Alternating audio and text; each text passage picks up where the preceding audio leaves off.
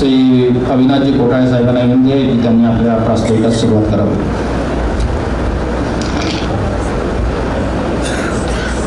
राष्ट्रमाता राजमाता माझी सर्वप्रथम अभिवादन. आजच्या या आमसभेमध्ये उपस्थित सर्व सन्माननीय ज्येष्ठ पितृतुल्य मातृतुल्य सभासद तसेच सन्माननीय सभासद बंधू आणि भगिनी, या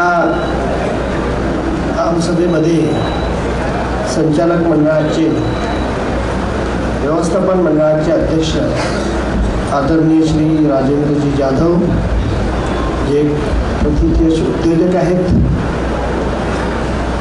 संचालक मंडळातील माझे सगळे मित्र सदस्य, माझे उपाध्यक्ष प्रदीपजी चौधरी,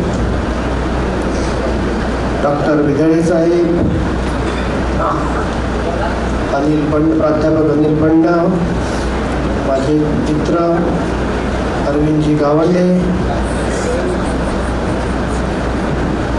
संचालक मंडळातील डॉक्टर वावरेजी, त्यानंतर तालेजी, जे उद्योजक आहेत, एक चांगला व्यवसाय चालवतात, श्रीकांत टेकाडेजी, जे चांगले उद्योजक आहेत, कंत्राटदार असोसिएशनचे विदर्भाचे अध्यक्ष आणि आपल्या बँकेचे डायरेक्टर श्री नितीनजी डहाके, सन्माननीय महिला सदस्य डॉक्टर पल्लवीताई बारबदे आणि गुडदेताई, डॉक्टर गुडदेताई, या संचालक मंडळामध्ये तज्ज्ञ संचालक म्हणून कार्यरत असलेले चार्टर्ड अकाउंटंट श्री विजयराव जाधवजी आणि दुसरे तज्ज्ञ संचालक जे बँक ऑफ महाराष्ट्र आणि इतर बँकांमध्ये म्हणजे कॉपरेटिव्ह बँकांमध्ये कार्यरत होते ते दुधाड साहेब. या संचालक मंडळाव्यतिरिक्त बोर्ड ऑफ मॅनेजमेंटला आता रिझर्व्ह बँकेने फार महत्त्व दिलं आहे आणि त्याच्यासाठी एक्सपर्ट नेमा असं त्यांनी सांगितलं आणि ते सन्माननीय श्री चार्टर्ड अकाउंटंट वानखडे साहेब, दाळू साहेब,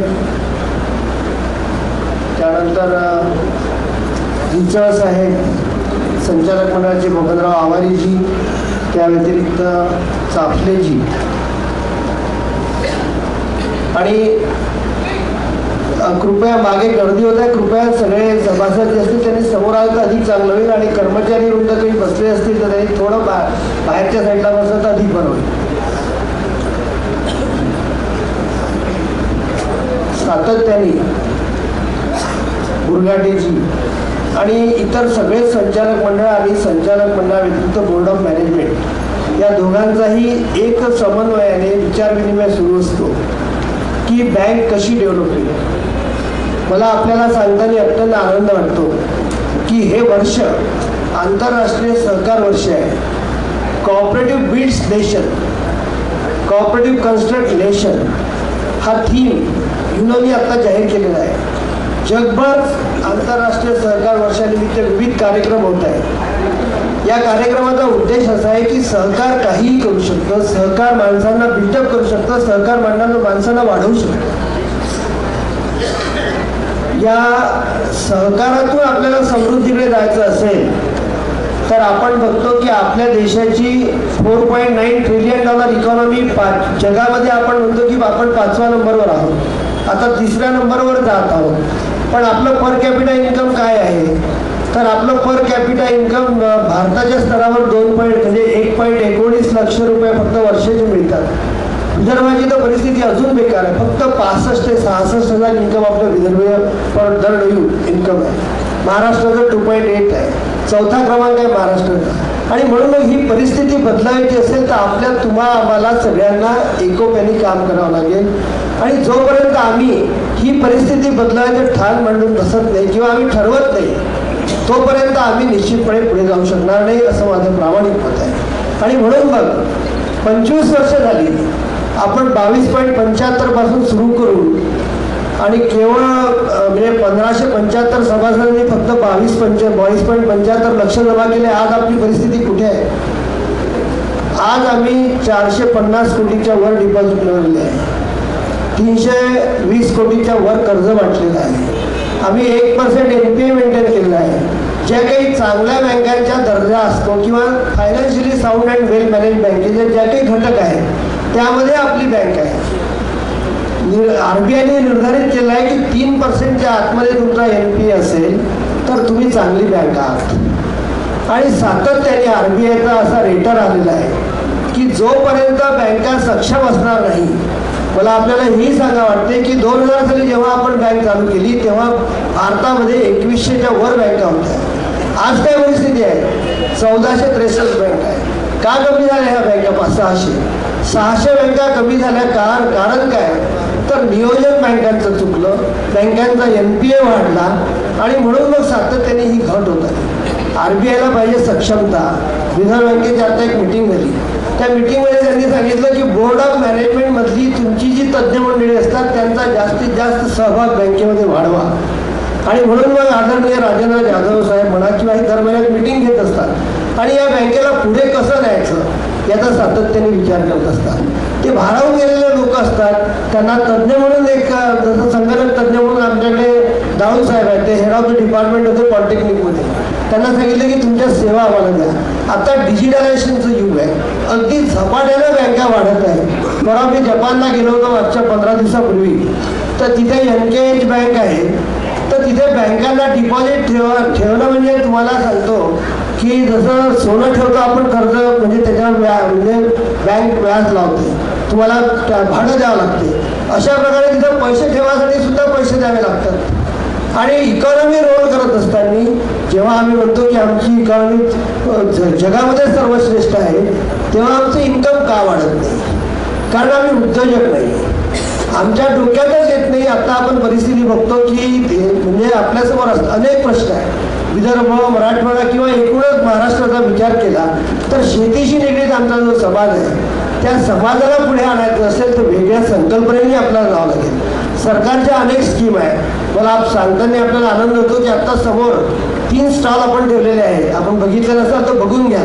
तिथे पॉम्पलेट्स आहेत. 246 प्रकारचे उद्योग आहेत जिल्हा उद्योग केंद्रामधून.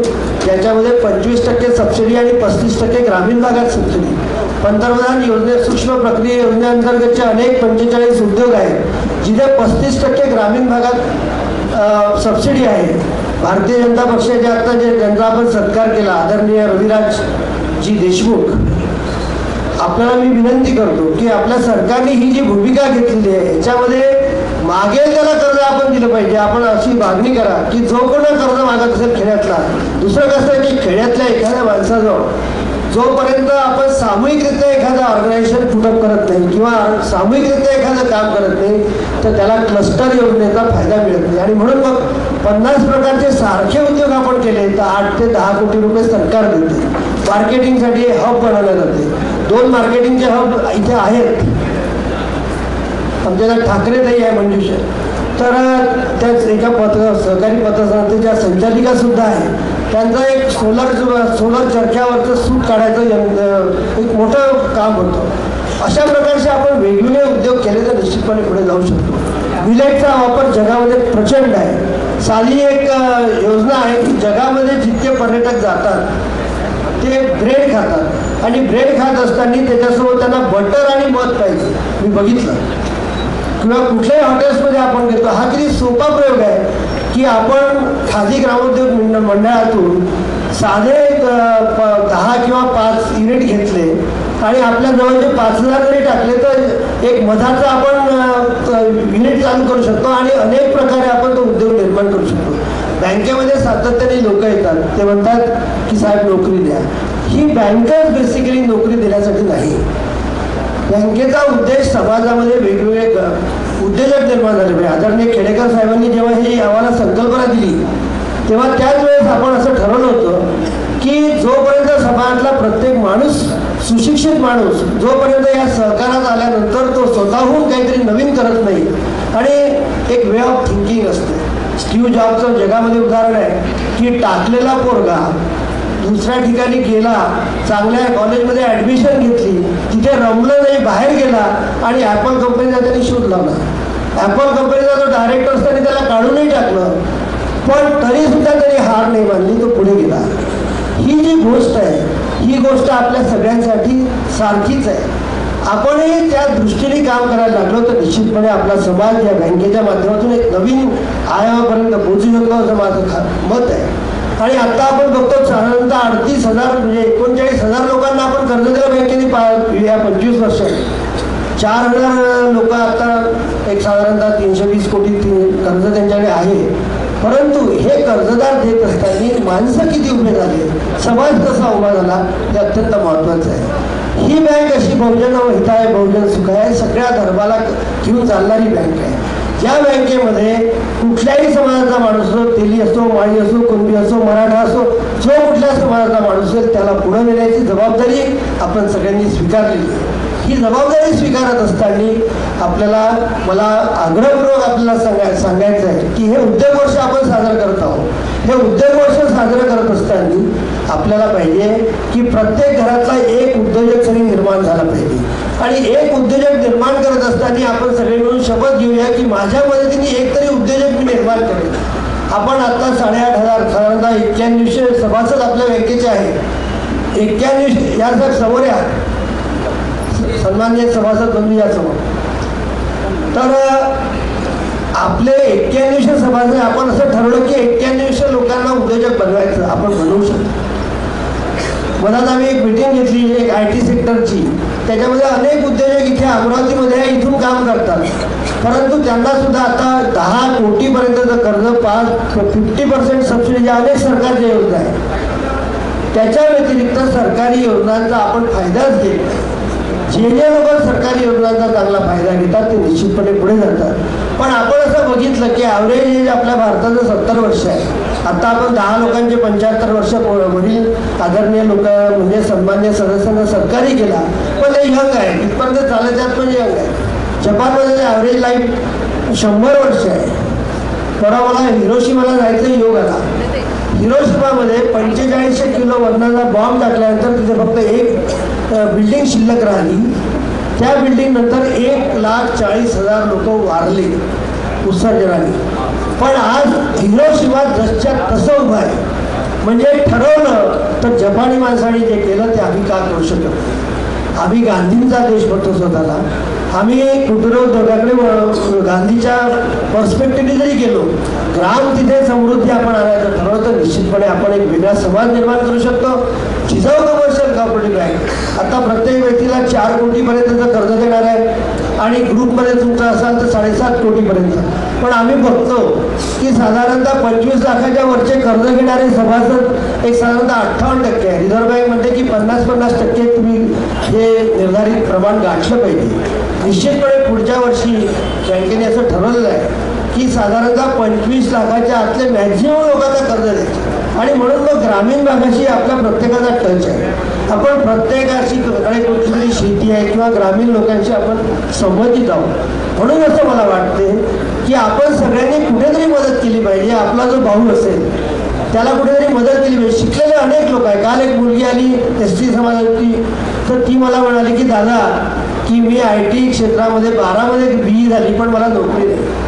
आता एकीकडे हा म्हणजे असं दारुण चित्र आहे आणि दुसरीकडे अशी चित्र आहे की लोकांना म्हणजे प्रचंड पैसे मिळतात जे स्किलवाले आहेत. आणि म्हणून मग स्किलवाल्या लोकांनी अनस्किलवाल्या लोकांकडे बघणं अत्यंत गरजेचं आहे. जाधव साहेबाचा उद्योग बघा की एक माणूस 10 उद्योग करतो, पण ज्याच्यामध्ये पोटेन्शियल आहे तो उद्योग वाढवतो, तो पुढे नेतो. आणि म्हणून मग आपण एक आदर्श म्हणून काही लोकांची व्यक्तिमत्व तपासले पाहिजे, त्यांच्या मार्गावर चाललं पाहिजे, जेणेकरून आपण आपल्या समाजाचा विकास करू. या बँकेचा उद्देशच मुळात पे बॅक टू सोसायटी हा होता. या पे बॅक टू सोसायटी या भावनेतून आपण सगळ्यांनी समजा एक कमिटमेंट केलं, उद्योग वर्षामध्ये किमान 2 उद्योजक मी घडवेल हे जरी ठरवलं तर निश्चितपणे आपल्या पंखांना आपण समाजाला बळ देऊ शकतो. आणि बळ देणं म्हणजे काय, शेवटी काय मोदी साहेब किती म्हणत असले की हा देश प्रगत झालेला आहे, प्रश्न असा आहे की पर कॅपिटा इन्कम जोपर्यंत आपण वाढवत नाही, लुक्झेमबर्ग छोटासा देश आहे, 1,40,00,000 इन्कम एका वर्षाचं एका व्यक्तीचं आहे. जपानसारख्या देशाचं 55 लाख उत्पन्न एका व्यक्तीचं आहे. पण आपण का वाढू शकत नाही? मग आपल्याला आपला पर्स्पेक्टिव्ह बदलावाच लागेल. आणि म्हणून मग मी एक आव्हान करतो आपल्या सगळ्यांना की आपण एक कमिटमेंट करू की या ज्या सरकारी योजना असतील याच्यातून आपण कुठल्या तरी माणसाला, एका कोणी असू द्या, कुठल्याही समाजाचा, जो पुढे जाणार आहे. आणि म्हणून मग संचालक मंडळालाही माझी अशी एक विनंती असेल की आपल्याला बेसिक काही गोष्टी बदलाव्या लागतील. ज्या जिल्हा उद्योग केंद्राच्या योजना आहेत त्याच्यामध्ये फक्त 5% स्वनिधी आहे, पण आपण एक 25% स्वनिधी, 75% भांडवल असं म्हटलेलं आहे. सरकारने अनेक बदलाव आणलेले आहेत. आता एक बिल्डर्स आणि म्हणजे बांधकामासाठी 15% कॅप होतं, ते सरकारने 25% केलं आहे. यावर्षी तो बदल आणला आहे. आदरणीय अमित शहाजी सहकार मंत्री एक इंटरनॅशनल कॉन्फरन्स ते आता नोव्हेंबरमध्ये घेणार आहे. त्याच्यामध्ये हाच थीम आहे की जगाला आपण सहकारातून काय देऊ शकतो, सहकारातून समृद्धीकडे आपण कसं जाऊ शकतो. ही भावना आपल्या प्रत्येकाच्या मनात आल्याशिवाय जिजाऊचा जो अर्थ आहे, छत्रपती शिवरायांचा जो अर्थ आहे, शाहू महाराजांनी जो एक समाज निर्मितीचं ध्येय ठरवलं होतं ते आपण पूर्ण करू शकणार नाही.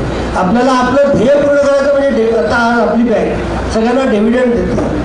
डिव्हिडंड देणारी बँक आपली सातत्याने पहिली बँक आहे. आपण एक उद्योग कक्षाचे वेगवेगळे प्रत्येक आपण अनेक लोकांना उद्योग कसं बनवायचं, त्याला प्रोजेक्ट रिपोर्ट कोणते, हे सगळी एक माहिती देणार आहोत. हे जरी असलं तरी आपल्या प्रत्येकामध्ये उर्मी असली पाहिजे की मला उद्योजक व्हायचंच आहे. जोपर्यंत आपण ठरवत नाही तोपर्यंत होणारच नाही. आणि प्रत्येक शिकलेला माणूस केवळ मला नोकरी कशी मिळेल हेच मागतो. आणि या पर्स्पेक्टिव्हमधून आपल्याला सगळ्यांना काढायचं आहे. ही काढण्याची जबाबदारी तुम्ही आम्ही सभासद म्हणून आपली जास्त आहे. आणि ही जबाबदारी आपल्याला पार पाडत असताना मला थोडं व्याज कमी मिळालं तरी चालेल. आज बँकेचे रेट ऑफ इंटरेस्ट फक्त आपण 8-8.5% सिनियर सिटीजनला देतो. सगळ्याच बँकांचे 7.5-8% आहे, आपणही 8-8.5 देतो. आपल्या कर्जाचे व्याज दर, सोन्याचं प्रचंड मोठ्या प्रमाणात फायनान्शियल कंपनीज अगदी ग्रामीण भागापर्यंत पोचल्या आहेत आणि त्यांचं क्षेत्र याच्यामध्ये फार मोठं आहे. ते 23 ते 25% पर्यंत व्याज घेतात, पण सोन्याचं कर्ज देतात, माहिती पडू देत नाही. आणि ह्या गिमिक्समध्ये आपण अडलेलो असताना आपल्याला स्वतःची एक प्रतिमा निर्माण करावी लागेल की समाजाला उत्थान करणारी ही बँक आहे जी 9% कर्ज सोन्यावर देणार आहे. आता तर आमच्या डोक्यात असाही विचार चालू आहे की सोनं विकत घेण्यासाठी सुद्धा कर्ज द्यायला हरकत नाही. सोनं हे असं क्षेत्र आहे की जिथे प्रचंड या 5-7 वर्षात तेजी मोठ्या प्रमाणात आली आहे. सोन्याच्या माध्यमातून अनेक पतसंस्था किंवा नॅशनल कॉपरेटिव्ह बँका पुढे गेल्या आहेत, आपल्या नॅशनल फायनान्स कंपनीज पुढे गेल्या आहेत, पण सहकार क्षेत्राचं याच्याकडे लक्ष आहे. आणि म्हणून मग या सगळ्या गोष्टी वाटाघाटीमध्ये परवा दिल्लीमध्ये मिटिंग जी झाली होती, national federation of urban cooperative bank, मला योग आला त्या मिटिंगमध्ये जाण्याचा. त्या मिटिंगमध्ये एक अम्ब्रेला ऑर्गनायझेशनचा कन्सेप्ट डेव्हलप झाला.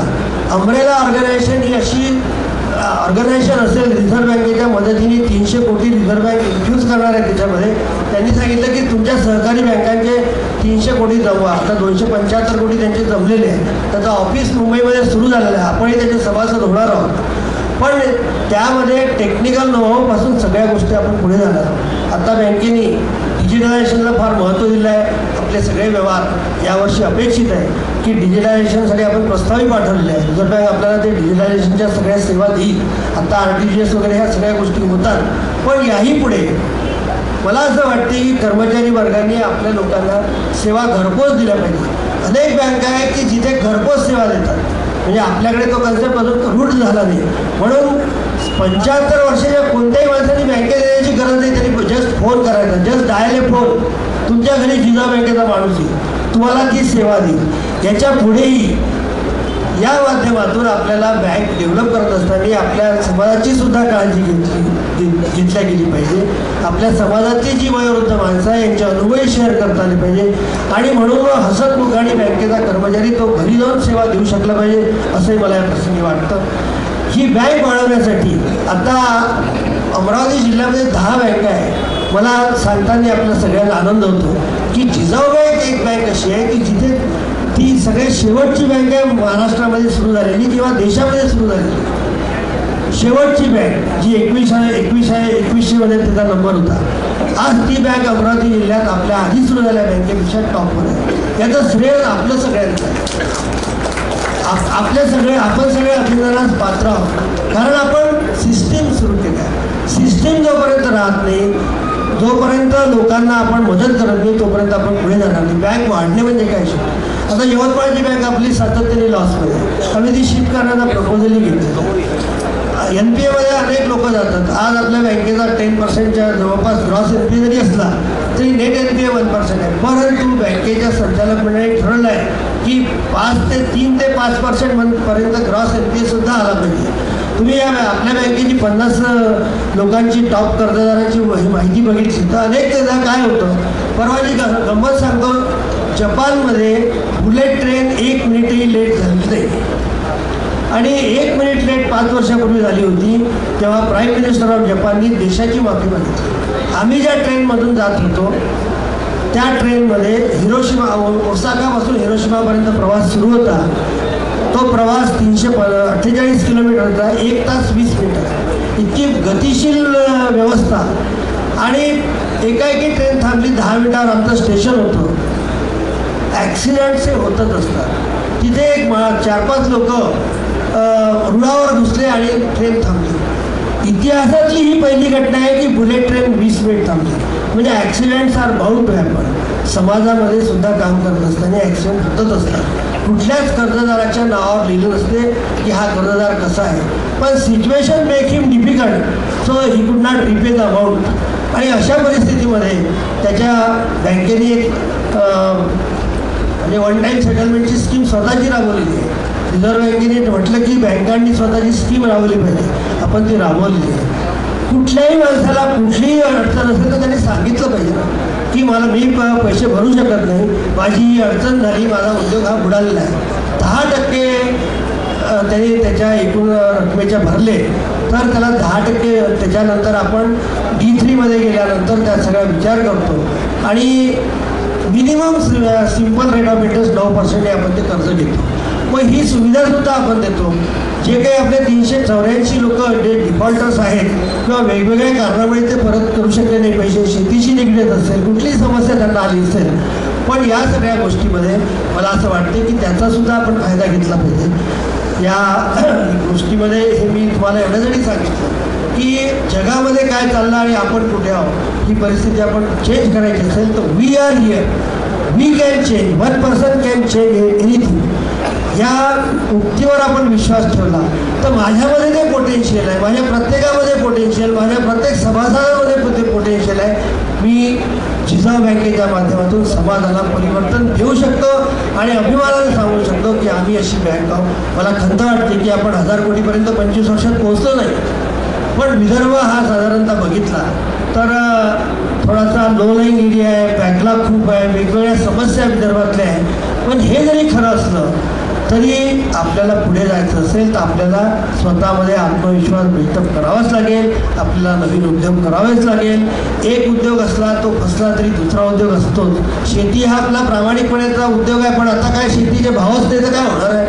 भारतीय जनता पक्षाचे लोक आहेत पण म्हणजे उत्पादन खर्चावर भावच नाही राहिलो. तो विषय असा आहे की सातत्याने शेतकरी मागणी करतात, म्हणून मग शेतकऱ्यांच्या घरी सुद्धा 2 उद्योग निर्माण झाले पाहिजे. जे पंतप्रधान सूक्ष्म प्रक्रियेचे उद्योग आहेत, प्रचंड स्कोप आहे. फक्त आपण तयार व्हा आणि जिजाऊ बँक तुमच्यासोबत असेल. नोकरीचा आपल्या मुलाच्या डोक्यात हाच विचार आला पाहिजे, मी नोकरी करणार नाही, मी नवीन काहीतरी करेन, हा विचार रुजवा. हा विचार जरी आपण इथून घेऊन गेलात तरी निश्चितपणे आपण एक समाज चांगला घडवू असं मला प्रसंगी वाटतं. मी पुनश्च या आमसभेमध्ये आपल्या सगळ्यांचं स्वागत करतो. आपल्या या चर्चेसाठी शुभेच्छा देतो आणि माझ्या शब्दांना विराम देतो. जय जिजाऊ, जय शिवराय.